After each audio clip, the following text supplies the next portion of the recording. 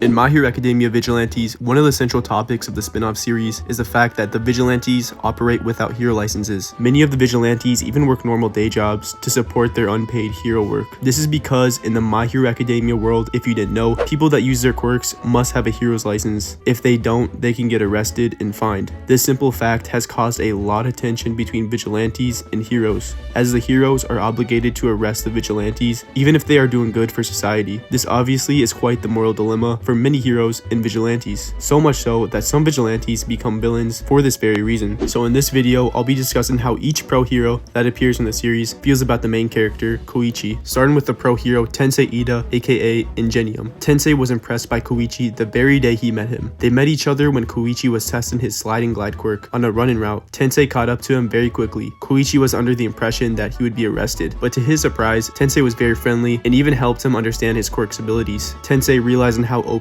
Koichi's quirk really is, offered him a position on his team after he graduates college. This made Koichi feel on top of the world. Their next interaction appears a few days later when a villain was on the loose. Tensei chased him for a bit, struggling to catch up to him despite having many teammates. Out of nowhere, Koichi stands on business and cuts the villain off, setting up Knuckle Duster to hit him with a hit stick. They even tied the villain up for Ingenium before fleeing the scene. Ingenium looked on, impressed. One of his teammates even asked to pursue them, but Tensei, out of respect, declined. The very next morning on the same running route, Tensei caught up to Koichi to thank him, and also took his business card away from him because he already had a team. Now on the other hand of the spectrum, we have Endeavor, who absolutely hates Koichi and all Vigilante heroes. He actually mentions how he sees Vigilantes on the same level as villains. And keep in mind, this version of Endeavor was a lot more reckless and hot-headed, as he was a lot younger here than in the main series. Now their paths crossed when Koichi was trying to calm the villain Bebop down. He already had the situation under control. Bebop was actually injured and seeking medical attention, which Koichi was trying to provide. However, he was being pursued by the main villain, number 6. This is where Endeavor arrives. Here he would try to neutralize Bebop with multiple different fire abilities. He gets super enraged when someone gets in his way during his attack. This was Koichi, and funny enough, when he realized that Koichi was an unlicensed hero, he didn't hold back his abilities at all. He actually went harder, so much to the point where it basically killed number 6 because he got caught in the crossfire. Fortunately, Koichi escaped his grips, leaving Endeavor more frustrated than before. Now on to the Flying Stallion. Koichi first met Captain Celebrity when the hero saved him from getting hit by a truck. At first, Koichi was thankful, but that didn't last long. He quickly got annoyed with Captain Celebrity's loud, show-off personality and the fact that he only seemed interested in being a hero for the fame. He even refused to help unless cameras were rolling. To make things worse, he signed Koichi's All Might hoodie without asking and went on a date with Makoto, even though he had a reputation as a playboy. Captain Celebrity didn't take Koichi seriously either. He admitted Koichi had guts, but constantly reminded him he wasn't a real pro hero, and usually just made things more complicated. Eventually though, thanks to Makoto keeping him in check, Captain Celebrity started to change. He and Koichi began to get along a lot better, and Koichi realized that underneath all the arrogance, Captain Celebrity was actually a good guy. They ended up putting their lives on the line for each other after the Naruhata lockdown. Koichi officially became his sidekick. By then, Captain Celebrity had gained a lot of respect for Koichi. He was even ready to die for him, seeing Koichi as more heroic and selfless than himself. In the end, he was proud to have helped Koichi on his path to becoming a real hero. Up next, we have Koichi's idol, All Might. Like a lot of people, Koichi really looks up to All Might. As a kid, he used to imitate him, jumping into fights and risking himself to help others while shouting All Might catchphrases. He's also a huge fan and collects All Might merchandise, especially the hoodies. He's got all the special editions. It's one of the few things he gets super defensive about. When Kazuho called the hoodies lame, he didn't hesitate to fire back. When Koichi finally meets All Might in person, he totally geeks out, asking for an autograph and literally jumping for joy when All Might signs his hoodie. That moment is their only interaction in the entire series. For the next hero, we have Eraserhead. Koichi first runs into Shota Aizawa during his very first patrol with Knuckle Duster while they're out hunting for trigger users. Knuckle Duster ends up attacking a guy named Mario, and Shota jumps in thinking Knuckle Duster is the villain. Koichi doesn't interact much with Shota that day. They barely talk. They don't cross paths again until a few months later when Koichi is trying to stay out of trouble and avoid a powerful villain named Octoid. He runs into Shota by chance, and they both recognize each other from that earlier run-in. When Octoid starts going wild, Shota jumps in to stop him, but ends up getting injured. Just as Octoid's about to finish him off, Koichi steps in and saves him. With some backup from the Hota brothers, Koichi and Shota team up and manage to take Octoid down. After that, Koichi always greets Shota when they meet, but Shota mostly just brushes him off. Still, he starts to worry about Koichi getting in over his head, especially once Koichi starts going up against number 6. Shota decides enough is enough and tries to arrest him, but when when Koichi manages to dodge capture and even saves a biker mid-chase, Shota realizes he may have underestimated him. When a citywide blackout hits, Shota has more urgent things to deal with and reluctantly lets Koichi help out. He still makes it clear that Koichi isn't a real hero, telling the public he's just a kid in a costume.